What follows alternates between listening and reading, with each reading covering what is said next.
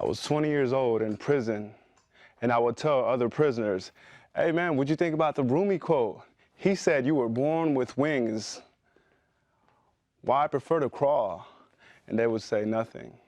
Mahatma Gandhi said, you must be the change you want to see in the world. They would say nothing. Man, I just saw the most beautiful woman in the world. Really, what was her name?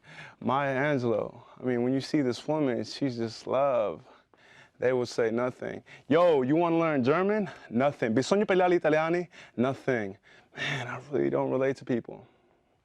I may live in the forest and shave off my head and become a monk. They would say nothing. I was 20 years old in prison, 20 years old, naive enough to let the nothings hurt me. Nothing, nothing, nothing felt like a door slam, a door slam, a door slam, and I felt like I was in Dracula's lair, and everywhere around me, it felt like life was just taken from me. Now, I'm 20 years old in prison. In prison, there's luxuries that you could buy. Your family could send you some money, your families and friends, and you could buy CD players, you could buy TVs, you could buy books, you could buy food, you could buy all types of stuff. My family was struggling, so I didn't want to ask them for money. So what I did, I hustled. Hustled mean drawing, doing poetry, teaching people how to box, protecting people, and sometimes making food. Now, I hustled. And when you hustle, you have to maintain your reputation. You have to maintain respect, because if people don't respect you, they're not going to pay you. And if they don't pay you, that's just not good for business. Now, there's this guy who had owed me money for a couple of weeks.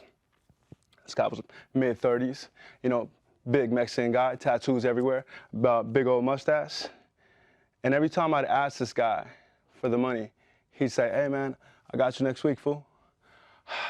Next week. Hey, man, do you have that? Oh, I got you next week, fool. Next week. Hey, man, do you have that? Oh, I got you next week, fool. Hey, do you have that? Next week. I got you next week. Hey, listen, man, if you're not going to pay me my money, tell me like a man you're not going to pay me. That way I'm not chasing you. This guy looks at me. He turns his neck. He squints his eyes. He gets off his bed. My heart starts beating. He puts on his boots. My heart starts beating. He rushes towards me. He comes right here. He said, what'd you say, homie?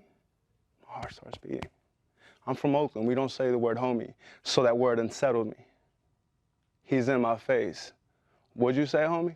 Now, this guy didn't know that I've been boxing since the age of 18. This guy didn't know that I was really, really good. This guy did not know that I was an aspiring Olympic. He's this close to me. My heart's really beating. Nah, F that, homie. What'd you say?